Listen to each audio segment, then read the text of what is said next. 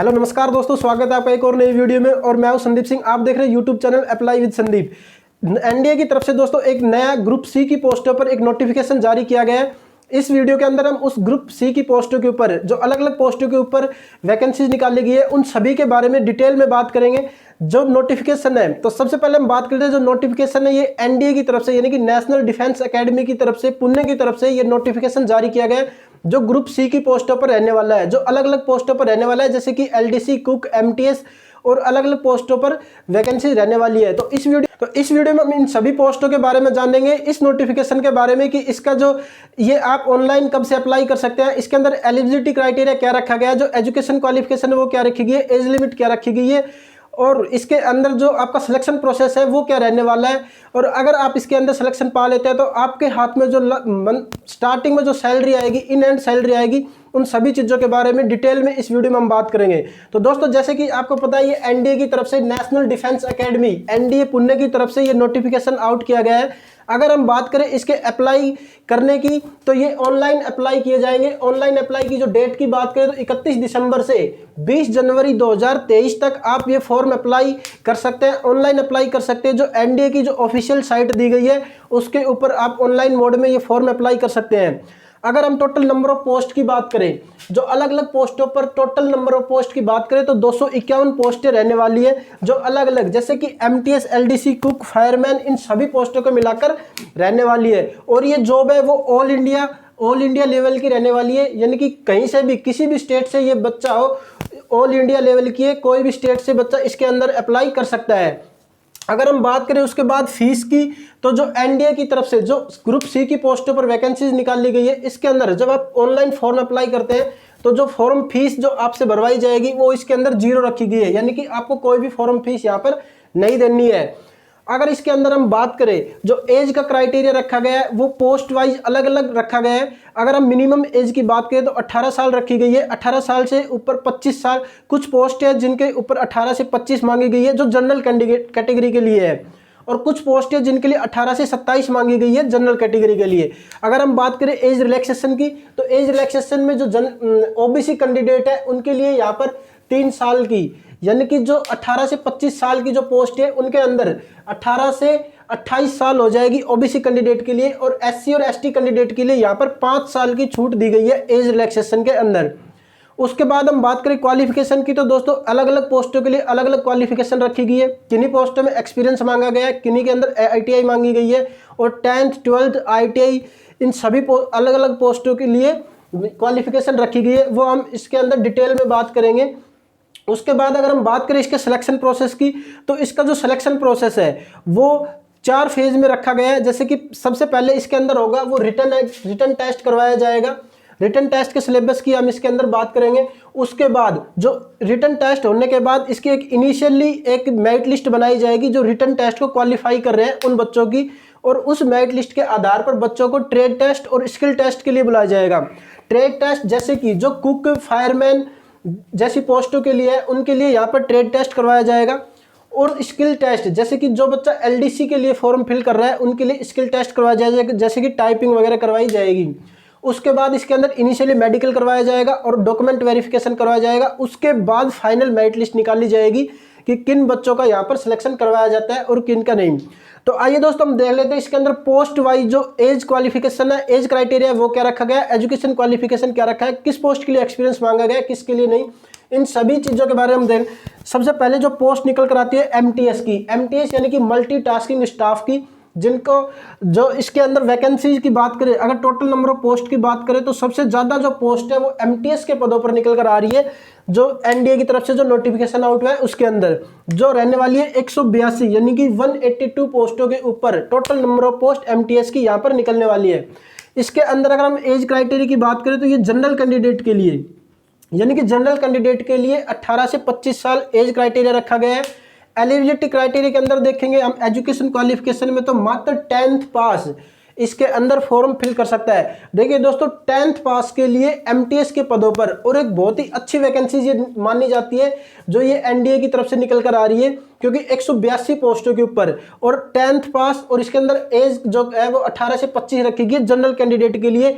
इनके अंदर भी आप ओबीसी कैंडिडेट है तो आपको 3 साल की यहाँ पर छूट दी जाएगी और एससी और एसटी कैंडिडेट है तो आपको 5 साल की छूट दी जाती है। तो ये पोस्टें जो बहुत अच्छी वैकेंसी निकल कर आ रही है, जो ज़्यादातर बच्चे वो इसी के अंदर एलिजिबल हैं और इन्हीं पोस्टों के ऊपर अप्लाई करते हैं। उसके बाद अगर हम बात करें एलडीसी की, जो लोअर डिवीजन क्लर्क होता है, जो एक क्लरिकल पोस्ट होती है, इसके अंदर अगर हम बात करें टोटल नंबर ऑफ पोस्ट की तो यहाँ पर 27 यानी कि 27 पोस्टें यहाँ पर निकली हुई है और एज क्राइटेरिया यहाँ पर 18 से 27 साल जनरल कैटेगरी के लिए रखा गया है। ओबीसी और एससी एसटी कैंडिडेट के लिए यहाँ पर वैसे ही 3 साल और 5 साल की छूट दी गई है।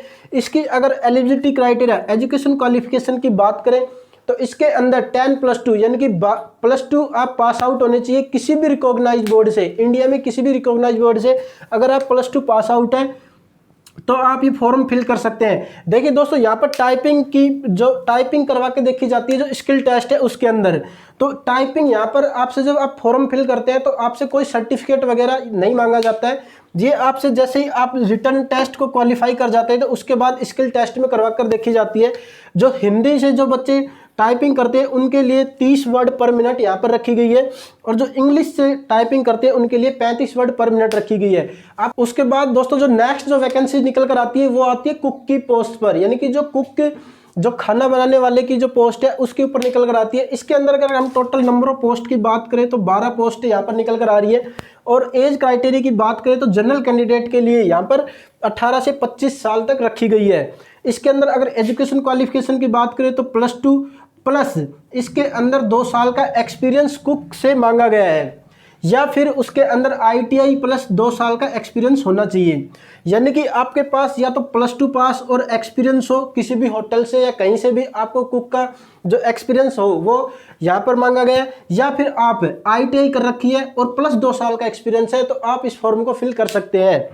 उसके बाद दोस्तों नेक्स्ट जो वैकेंसी निकल कर आ रही है वो आ रही है फायरमैन की।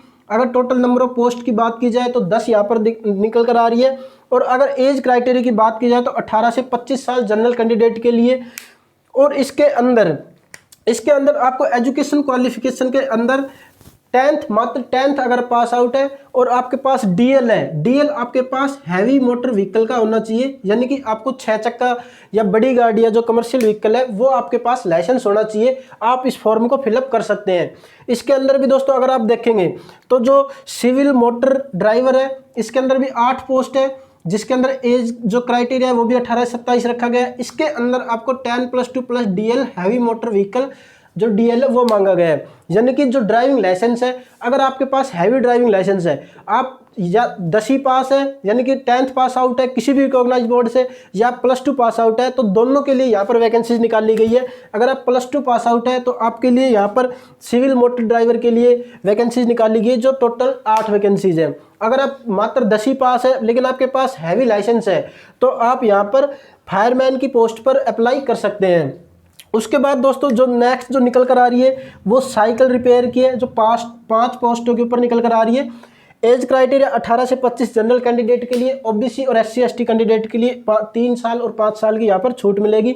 इनके लिए अगर एजुकेशन क्वालिफिकेशन की बात करें तो 10th प्लस 1 साल का एक्सपीरियंस यहाँ पर होना चाहिए, या फिर ITI इसके अंदर किसी भी जो इसकी जो ट्रेड है उसके अंदर आपके पास अगर ITI है तो भी आप इस फॉर्म को फिल कर सकते हैं। और जो TA बेकर और कॉन्फेक्शनरी की है 2 पोस्ट है, इसके ऊपर भी आपके पास सेम एजुकेशन क्वालिफिकेशन यहाँ पर रखी गई है। इसके अलावा 2-3 पोस्टें और है जिन पर एक पोस्ट यहाँ पर रखी गई है, जैसे कि ब्लैक स्मिथ हो गया, इनके ऊपर पेंटर हो गया, ये भी इसके अंदर वैकेंसी निकाली गई है। यहाँ पर हमने जो मैन थी यानी कि जो MTS की है, LDC की है, जिसके ऊपर बच्चे ज़्यादा से ज़्यादा अप्लाई कर सकते हैं, उन सभी की डिटेल में बात की है। तो हम बात करें इसके अंदर रिटर्न टेस्ट की, तो रिटर्न टेस्ट के अंदर जो सिलेबस है वो भी इसके अंदर नोटिफिकेशन के अंदर दिया गया है।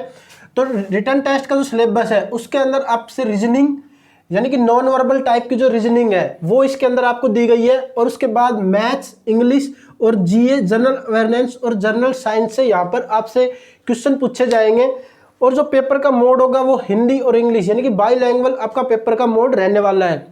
जैसे दोस्तों आप देख सकते हैं जो रिटन टेस्ट का जो सिलेबस है वो लगभग सेम है, जो लगभग वैकेंसीज निकलती है, चाहे वो आप किसी भी टाइप के लगा ले, सीआरपीएफ, बीएसएफ या एसएससी वगैरह का जो सिलेबस होता है उससे मैच खाता हुआ है। यानी कि आपको रीजनिंग, मैथ, हिंदी और इंग्लिश, इन ये 4 सब्जेक्ट है जो आपको करने ही होते हैं, जिसके अंदर जैसे कि जनरल साइंस है, जनरल अवेयरनेस है, ये भी आपको करना ही होता है। तो इन ये जो रिटर्न का जो सिलेबस है वो कुछ अलग नहीं है। तो जो भी आप तैयारी कर रहे हैं और आप इसका फॉर्म फिल कर देते हैं तो आपको अलग से तैयारी करने की कोई आवश्यकता इसके अंदर नहीं पड़ेगी।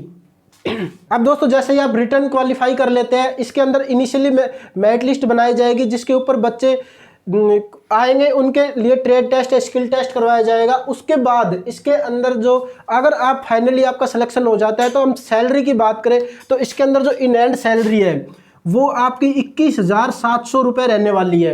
इन हैंड सैलरी जो स्टार्टिंग में फर्स्ट मंथ की सैलरी है वो, लेकिन उसके बाद जो टीए डीए कुछ भत्ते और अगर अलग से ऐड हो जाते हैं इसके अंदर, तो आपकी जो फाइनल जो सैलरी बनेगी फर्स्ट मंथ की, वो आपकी सैलरी यहाँ पर रहने वाली है 28,000 रुपये से ऊपर ही रहने वाली है। यानी कि 28,000 रुपये से ऊपर आपको यहाँ पर सैलरी दी जाती है। अगर काम की बात करें तो आपको पोस्ट वाइज अलग अलग काम यहाँ पर देखने को मिलेंगे। तो धन्यवाद दोस्तों, आशा करता हूँ कि वीडियो आपको पूरा समझ में आया होगा। और अगर आप एलिजिबल है तो आप जरूर फॉर्म फिल करें, और अगर आपको वीडियो अच्छा लगा है तो वीडियो को लाइक करें और चैनल को सब्सक्राइब करें, और चैनल को अपने दोस्तों के साथ शेयर करना बिल्कुल ना भूलें।